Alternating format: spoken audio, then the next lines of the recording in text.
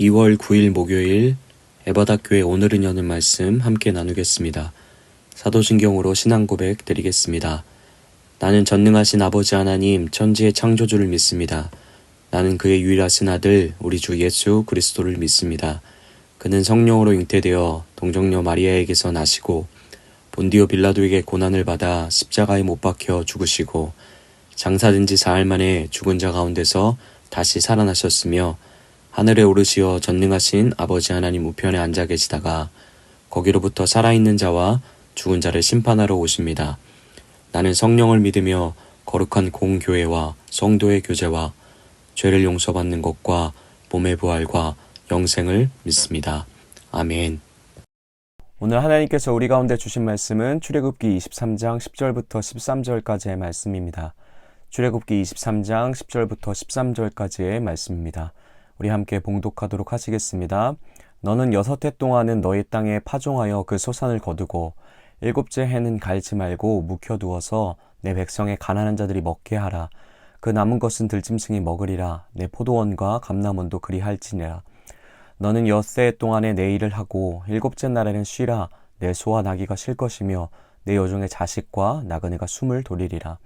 내가 내게 이름은 모든 일을 삼가 지키고 다른 신들의 이름을 부르지도 말며 내 입에서 들리게도 하지 말지니라. 아멘. 이스라엘은 얼마 전까지 구사일생으로 이집트에서 도망쳐 나온 노예였습니다. 아직도 그것의 여운과 기억들, 그리고 살아가던 습관과 삶의 패턴의 흔적이 여전히 남아있는 공동체였습니다. 물론 지금 이스라엘에 서 있는 위치는 애굽에 있을 때보다 한결 나아진 상황입니다. 고된 노동과 착취로부터 해방되었고 채찍을 들고 매서운 눈으로 감시하던 대적들의 시선으로부터도 자유로워졌습니다. 그러나 여전히 그들은 손에 잡힐 만한 어떠한 것도 가지고 있지 않은 안정감 있게 정착하며 살아갈 삶의 터전도 경작하고 일굴 수 있는 밭이나 땅도 없는 광야의 길을 지나고 있던 상황이었습니다. 더욱 앞이 깜깜한 건 이 시간이 언제 끝날지 모른다라는 거였죠. 끝을 알 수 없는 약속하신 가나안 땅을 향해 가긴 하지만 아직도 남아있는 험난한 여정이 이스라엘을 기다리고 있는 상태였습니다. 그런데 하나님께서 그런 이스라엘의 상황 속에 오늘 말씀을 전해주고 계신 겁니다. 앞으로 펼쳐질 이스라엘의 밝은 미래에 대한 그림을 그려주고 있는 것이죠. 오늘 말씀대로라면 이스라엘은 하나님이 약속하신 대로 반드시 가나안 땅에 들어가게 될 것이고 그곳에서 뿌리를 내리고 복된 삶을 살아갈 것을 미리 예견해 볼 수 있는 것이었죠. 물론 그러기 위해 이스라엘은 끝까지 하나님의 말씀에 순종하며 약속을 지켜가야 하는 의무를 가졌습니다. 아무것도 없는 광야를 살아가던 이스라엘에게 오늘 하나님의 말씀은 기대와 새로운 소망으로 들리게 되었을 겁니다. 매 7년마다 한 해씩 일을 하지 않아도 충분한 풍요를 누리며 살 수 있을 것을 약속하시는 하나님. 게다가 안식년에 발생하는 모든 수익은 가난한 자들을 위해 쓰일 것이라는 참으로 너그럽고 보람된 그리고 풍요로운 삶의 그림을 이스라엘이 살아가게 될 것을 하나님이 미리 보여주고 계신 거죠. 하나님의 약속은 참 구체적이고 실제적인 것 같습니다. 미래에 대한 약속의 내용도 단순히 너희가 나중에 가나안 땅에 들어가게 될 거야 라가 아니라 지금 서 있는 그곳에서도 하나님의 약속의 성취를 누리고 경험하고 맛보며 살아갈 수 있도록 굉장히 구체적이고 실제적으로 설명해주고 계심을 우리는 말씀을 통해 엿볼 수 있는 것 같습니다. 그러나 하나님은 오늘 말씀을 통해 이스라엘에게 아름답고 풍요로운 미래가 준비될 것이라는 메시지를 넘어선 더 큰 하나님의 주제 하나를 가르치고 계십니다. 이 주제는 앞으로 이스라엘이 살아가면서 항상 그들의 신앙과 삶의 뿌리가 될 것이고 그들의 근간이 되어 하나님의 백성으로 살아가게 하는 힘이 되어 줄 것들이었죠. 그 주제는 무엇일까요? 바로 안식이라는 주제입니다. 하나님은 오늘 말씀을 통해 하나님의 백성들은 반드시 안식이 필요함을 강하게 이야기하십니다. 또한 그 참된 안식이란 무엇인지 친절하게 가르쳐주고 계시죠. 오늘 우리도 말씀 안에 가르쳐주시는 하나님의 참된 안식의 의미를 깨달을 수 있게 되길 소망합니다. 또한 그 안식을 우리의 신앙과 삶에 마음껏 누리며 증명하고 살아갈 수 있는 하루 되길 원합니다. 그러면 하나님이 안식에 대한 어떤 가르침을 주고 계신지 함께 말씀을 통해 살펴보도록 하겠습니다. 먼저 하나님이 안식을 명령하신 이유는 하나님을 기념하게 하기 위함이었습니다. 우리 10절, 11절 말씀 함께 읽도록 하겠습니다. 너는 6해 동안은 너의 땅에 파종하여 그 소산을 거두고 7째 해는 갈지 말고 묵혀두어서 내 백성의 가난한 자들이 먹게 하라. 그 남은 것은 들짐승이 먹으리라. 내 포도원과 감람원도 그리할지니라. 아멘. 하나님께서 안식년에 대한 가르침을 주십니다. 6년 동안 열심히 일했다면 7째 해에는 안식을 누리며 밭을 갈지 말고 묵혀두라고 명령하십니다. 그 쉼의 이유는 첫째는 땅을 쉬게 하라는 것이었습니다. 다시 땅들이 원기를 회복할 시간을 주라는 1차적인 목적이 있었습니다. 주기적으로 땅을 쉬게 해서 그 기운을 회복시켜 주라는 하나님의 지혜였죠. 그러나 근본적인 이유는 가난한 자들을 향한 배려 때문이었습니다.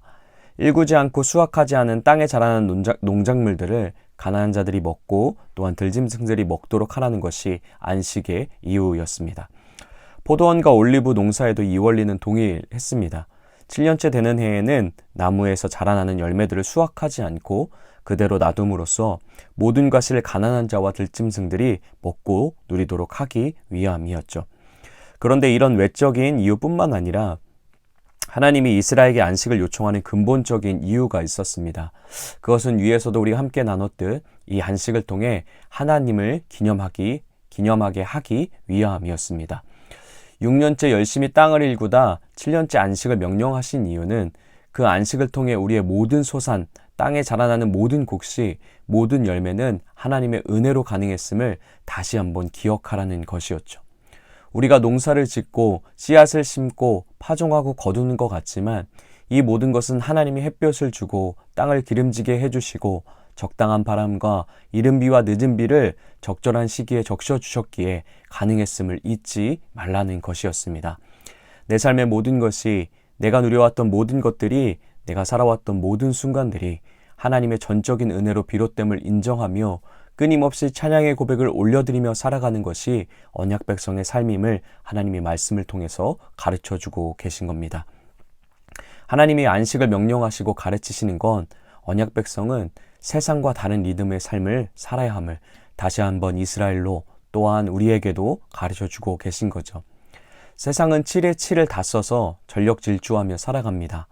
오로지 성공과 성취를 위해, 더 많은 돈과 명예를 위해, 남들보다 윤택하고 편안한 삶을 위해 7일 모든 시간을 다 투자하여 악착같이 살아가게 됩니다. 어쩌면 그것이 현대판 애굽의 삶인 것 같습니다. 일과 성과의 노예로, 노동의 노예로 살아가게 되는 거죠. 그러나 하나님 백성의 삶은 일과 안식이 교차되는 삶을 살아갈 것을 명령하십니다. 일의 노예가 되지 않고 성공의 노예가 되지 않고 무엇보다 중요한 건 내가 살아가야 할 이유, 내 에너지와 시간이 향해야 하는 곳, 내가 일하는 목적을 잊지 않을 수 있게 하시는 하나님의 장치였습니다. 나의 인생의 주인이 누구신지, 내 모든 것을 주관하시는 이가 누구신지를 끊임없이 잃어버리지 않게 하기 위함이었죠. 하나님의 왕되심 안에서 우리가 우리의 미래를 준비함으로 아름다운 미래가 펼쳐지는 것이 아니라 하나님의 우리의 삶을 붙들어 주셔야만 하고 열어주셔야만 하고 다스리셔야지만 우리의 삶의 은혜의 대로가 열림을 안식을 통해 바라보고 인정하며 고백하게 하시기 위함이었습니다. 사랑하는 에바다 공동체 여러분, 우리가 단순히 주일뿐만 아니라 매일의 삶 속에, 오늘을 살아가는 매 시간 속에 이 하나님의 전적인 은혜를 기념하는 자들이 되길 원합니다. 하나님의 안식을 누릴 수 있는 자들이 되길 소망합니다. 하늘과 땅을 지으신 하나님, 그래서 하늘과 땅 사이에 일어나는 모든 사건과 시간과 인생의 계절을 돌보시고 주관하시며 인도하시는 하나님, 그 하나님을 날마다 고백하며 인정하며 살아갈 수 있는 우리가 되길 소망합니다. 그 은혜의 주권을 인정할 때 우리는 비로소 내 삶을 다른 일을 위해 내어줄 섬김의 용기가 생기게 될 것입니다. 내가 열심히 일구고 애쓴 것을 다른 이의 행복을 위해 기꺼이 그리고 아낌없이 꺼내놓을 수 있는 희생의 삶을 걸어갈 수 있게 될 것입니다. 또 기꺼이 선을 위해 손해보는 삶, 곧 예수님을 닮은 삶을 마다하지 않고 끝까지 걸어갈 수 있게 될 것입니다. 그러나 우리가 기억해야 하는 건 이 하나님이 허락하시는 안식 안에서 누리는 참 자유와 해방의 기쁨은 우리만 누리는 우리만의 소유물이 아님을 다시 한번 기억해야 합니다. 우리 12절 마지막으로 읽도록 하겠습니다. 너는 엿새 동안은 내 일을 하고 일곱째 날에는 쉬라. 내 소와 나귀가 쉴 것이며 내 여종의 자식과 나그네가 숨을 돌리리라. 아멘. 하나님께서는 오늘 말씀을 통해 우리가 누리는 이 안식의 참 자유, 하나님께 우리의 인생의 앞길을 맡기고 그분의 돌봄과 보호를 받으며 살아가는 참 쉼과 평안의 삶을 함께하는 모든 자들이 같이 누리게 되기를 원하심을 보여주십니다. 하나님은 그 자유와 안식을 전하는 사역 안으로 우리를 또한 우리의 교회를 부르시고 초청해 주셨습니다. 누가복음 4장 18절에서 19절은 예수님이 오신 목적, 그러나 우리가 걸어가야 할 목적이기도 한 길을 안내해 주고 있습니다. 주의 성령이 내게 임하셨으니 이는 가난한 자에게 복음을 전하게 하시려고 내게 기름을 부으시고 나를 보내사 포로된 자에게 자유를, 눈먼 자에게 다시 보게 함을 전파하며 눌린 자를 자유롭게 하고 주의 은혜의 해를 전파하게 하려 하심이라. 아멘. 우리가 참 안식이신 예수님 안에 살아가는 것, 하나님께 모든 것을 맡긴 삶, 그분의 주권을 따라 안식의 리듬을 맞춰 걷는 삶이 얼마나 행복하고 평안의 삶인지 오늘 하루 속한 모든 곳들 가운데 증명해내며 살아내길 소망합니다. 참 안식을 누리는 우리가 오늘 하루 만나는 사람들에게 건네는 세상과 다른 눈빛과 표정, 또 태도와 언어와 따뜻한 미소를 통해 많은 사람들이 세상의 속박으로부터 하나님의 참 쉼 안으로, 안식 안으로 초대되어져 오는 그런 열매가 가득한 오늘 하루 되시길 다시 한번 예수님의 이름으로 축복합니다. 이렇게 함께 같이 기도하겠습니다. 오늘 하루도 하나님의 참 안식을 누릴 수 있는 하루 되길 소망합니다. 하나님의 왕되심을 기억하며 그분의 다스림 가운데 오는 하늘의 평안과 쉼이 고된 삶의 현장을 살아가는 우리 에바다 모든 성도님들 가운데 가득할 수 있도록 함께 기도하시겠습니다. 또한 우리 가운데 허락되어진 안식과 기쁨의 참 자유가 오늘 하루 모든 삶의 현장과 만나는 사람들에게 증명되어지고 전해질 수 있는 그런 통로의 역할로 살아낼 수 있는 우리 성도님들 되시길 함께 같이 기도하시겠습니다. 가정을 위해서는 하나님이 우리 가정의 모든 것의 주인이시라는 고백과 감사와 찬양이 멈추지 않는 가정 될 수 있도록 함께 기도하시겠습니다. 교회를 위해서는 예수님처럼 다른 이들을 자유케 하고 속박으로부터 해방시키는 참 안식을 전하는 통로가 되는 교회 될 수 있도록 함께 같이 기도하겠습니다. 나라를 위해서는 계속해서 트르키예와 시리아 민족을 위해서 기도하겠습니다. 특별히 그 나라와 민족의 상황을 위해서 중보하시면서 하나님의 마음을 달라고 우리 함께 같이 기도하겠습니다. 그 땅을 향한 하나님의 마음이 우리 가운데 있어야 그 마음을 가지고 우리가 전심을 다해 그 땅을 위해 기도할 수 있게 될 것이고, 또 우리의 것을 들여 그 땅을 실제적으로 돕고 작더라도 하나님의 손길이 되어줄 수 있을 것인 줄 믿습니다. 그 땅을 향한 하나님의 마음, 그 민족을 향한 하나님의 마음을 달라고, 그리고 그 마음으로 우리가 우리에게 있는 예수님의 마음을 그들에게 전할 수 있는 실제적인 통로로 우리 교회를 사용해 달라고 함께 같이 계속 기도하겠습니다. 오늘 공동체 기도 제목은 뉴드림 어린이를 위해서 우리 함께 같이 기도하도록 하겠습니다. 개인의 기도 제목은 하나님을 잘 믿는 드림이가 되게 해주세요. 살아계신 하나님을 삶에서 경험하는 아이가 될 수 있도록. 가정을 위한 기도 제목은 엄마랑 아빠랑 동생이랑 잘 놀고 힘들지 않게 해주세요. 아들로 형으로 사랑받고 사랑을 나눠줄 수 있는 아들 되게 해주세요. 삶의 현장을 위한 기도 제목은 선생님이 안 아프게 해주세요. 그리고 친구랑 늘 사이좋게 놀게 해주세요.